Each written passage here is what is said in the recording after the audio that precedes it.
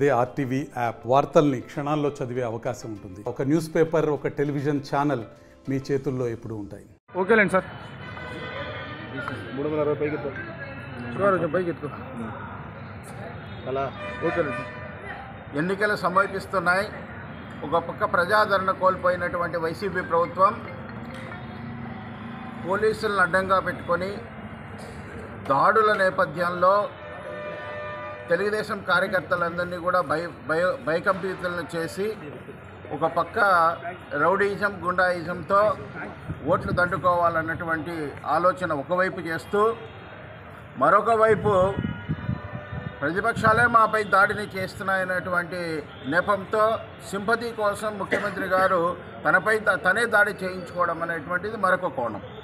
అంటే ఇక్కడ ఒక పక్క ప్రజల్ని అభూత కల్పనలు చేస్తూ తనపై తెలుగుదేశం దాడులు చేస్తుంది అనేటువంటి ఒక నటనను చూపించి ప్రత్యక్షంగా ఈ మరోవైపు తెలుగుదేశం పార్టీ తరఫున పనిచేసేటటువంటి వాళ్ళు భయకంపితులను చేసి ఎన్నికలకు దూరంగా ఉంచి లబ్ధి పొందాలన్నటువంటి ఒక డ్రామాకు తెరదీసినటువంటి విషయాన్ని మనం చూస్తూ ఉన్నాం. ఇవాళ రామాపురం మండలంలో తెలుగుదేశం పార్టీకి సంబంధించి అన్ని అనుమతులు పొందినటువంటి ఒక వాహనంలో పాటలు పెట్టుకుంటూ పోతే కనుక అక్కడ ఆడవాళ్ళని రెచ్చగొట్టి డ్రైవర్ను గాయపరచడం జరిగింది.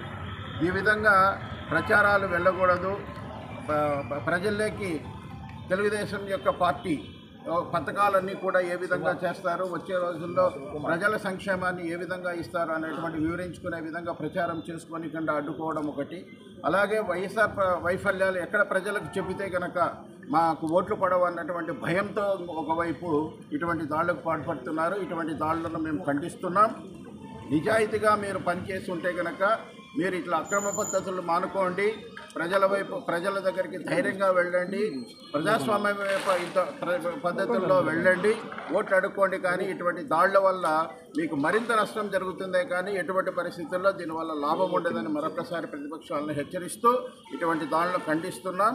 ఈ దాడులకు సరైన సమాధానం కూడా చెప్పేటటువంటి పరిస్థితులు వస్తాయని తెలియజేస్తున్నాం. మరిన్ని వీడియోస్ కోసం ఛానల్ ని సబ్స్క్రైబ్ చేయండి, లేటెస్ట్ అప్డేట్స్ కోసం వాట్సాప్ ఛానల్ ని ఫాలో చేయండి అండ్ లింక్ డిస్క్రిప్షన్ లో ఉంది.